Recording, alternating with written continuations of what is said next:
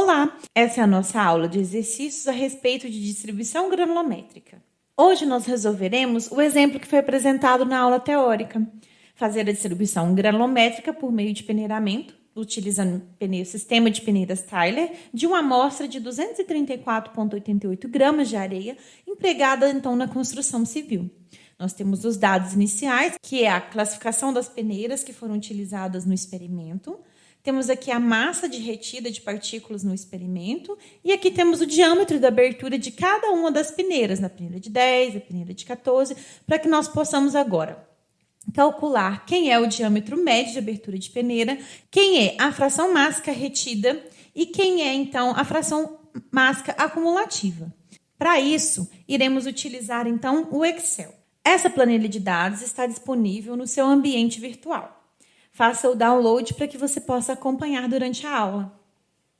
Eu montei inicialmente aqui, pessoal, um template de como nós podemos, então, montar a distribuição granulométrica. Nesse exemplo de hoje, nós vamos, então, ajustar os modelos clássicos da literatura, o modelo GGS, RRB, sigmoide e log normal. A primeira coisa, então, que nós devemos fazer é calcular o diâmetro médio de abertura da peneira. Então, iremos calcular aqui a média desses dois, certo? E agora, então, é só arrastar. Nós temos aí quem é, então, o diâmetro médio, conferindo aqui, né? A média dele com o de cima. Ok. Agora, nós precisamos calcular quem é o ΔX, certo? Então, eu vou calcular aqui quem é a soma da massa de todas as partículas, né? Com esse valor, nós podemos agora calcular quem é a fração mássica retida em cada uma das peneiras, certo? Que é, então, a massa retida naquela peneira dividido pela massa total. Ok? Então, agora, como nós queremos fixar essa célula, nós vamos selecionar, apertar o FN e o F4, ok? E vamos arrastar aqui. O somatório disso aqui tem que dar 1. Agora, faremos a distribuição mássica acumulativa, que é igual a 1 menos o valor retido naquela peneira, porque não tem nenhuma peneira acima. Aqui temos o 1 menos esse menos o 0,03. Daqui para frente, nós podemos fazer o seguinte, é o valor anterior menos o valor em questão. Agora, nós podemos arrastar. Ok? Ó, já apareceu aqui para nós o gráfico com os pontos, que são os dados experimentais, ok? Eu já deixei escrita aqui a equação do modelo, eu vou apagar aqui esse chute, ok? Agora, nós iremos ajustar o modelo GGS. Quem é, então, o modelo GGS? Vou abrir o parênteses, ele é o diâmetro dividido pelo parâmetro K. Vou fixar aqui o meu parâmetro K.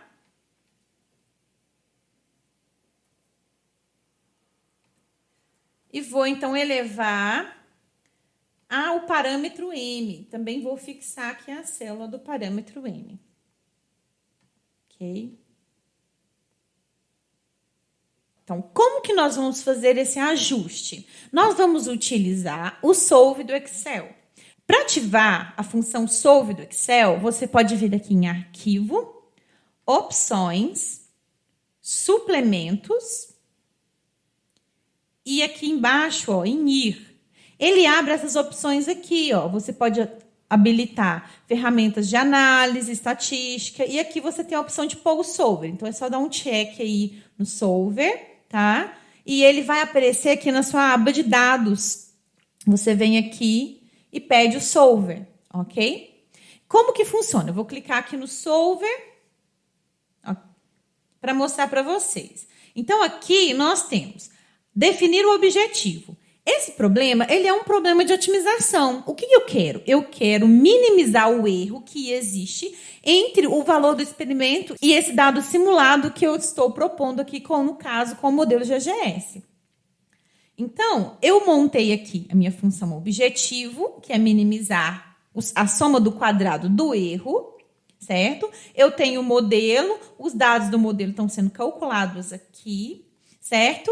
E aí eu tenho esses parâmetros aqui, que são os parâmetros de entrada, e essa célula é onde eu vou escrever a minha função objetivo, ok? Que vai ser aqui. Então, numa célula eu tenho que escrever a função objetivo, eu tenho que escolher se eu vou maximizar ou minimizar, e aqui eu tenho que escolher quais são as células onde estão os parâmetros que vão ser ajustados, que no caso seria o K e o M. Então, eu vou clicar aqui, tá? Mas eu vou fechar para mostrar para vocês. Então, o que eu tenho que fazer? Eu tenho que vir aqui, então, na função objetivo e colocar aqui. Eu criei uma coluna de erro, certo? Então, nós precisamos aqui fazer a coluna do erro, que é o valor experimental menos o simulado elevado ao quadrado. Ok? E a minha função objetivo é a soma disso. Definida agora a minha função objetivo, eu posso chutar qualquer valor aqui de K e M. Pessoal, como é um método de otimização, o quanto mais perto você conseguir chutar do valor real, melhor. Como que a gente poderia fazer um bom chute para esse modelo? Nós sabemos que o valor de K tem um sentido físico, certo? Ou seja, o K é o D100. 100% das minhas partículas são menores do que esse tamanho. Então, quando eu olho aqui no gráfico, ó, eu vejo que o meu D100, ele está o quê? Perto de 2, aqui em 1,85 já é o meu D100, próximo disso. Então, aqui eu posso chutar um valor de 1,85 para ficar o mais perto possível. E vou deixar ele ajustar depois o K e o M aqui. Nós vamos lá no Solve. Como eu já defini aqui, né, a célula objetivo está no local correto, eu quero minimizar e as variáveis já escolhi também, é só aplicar no Solve. Dá OK. E ele calculou, então, aqui para nós a nossa função objetivo, né, deu 0,08, que ele minimizou. Ó, veja que ele mudou o valor do K e o valor do M que estavam propostos aqui, certo? Então, esse é o valor de K e de M. A gente pode ver que esse modelo não ajustou tão bem. Aqui está o cálculo, tá, pessoal, do R quadrado, que é feito por essa equação. Então, o que nós podemos ver? Por que o modelo GGS não ajustou tão bem? Porque o modelo GGS, ele não contabiliza a possibilidade de pegar esse formato do tipo S, ok? É por isso que, nesse caso, ele não se ajustou bem. Então, você já sabe, se você fizer uma distribuição granulométrica experimental e o formato da curva sair em formato de S, o modelo GGS não vai ser a melhor opção para você, ok? Então, agora, pessoal, o que nós vamos fazer? O que você poderia fazer, né? Você poderia pegar aqui, copiar essa planilha e só modificar o modelo, os parâmetros e deixar essa parte mais fixa pronta, tá? Então, foi isso que eu fiz. Vou mostrar para vocês agora o modelo RRB, que também está aí na sua planilha, tá? Aproveitei essa parte, ó. Só escrevi aqui o modelo RRB diferente, tá? Viu que o erro aqui deu muito, muito pequeno, tá? Aqui são os parâmetros do modelo RRB.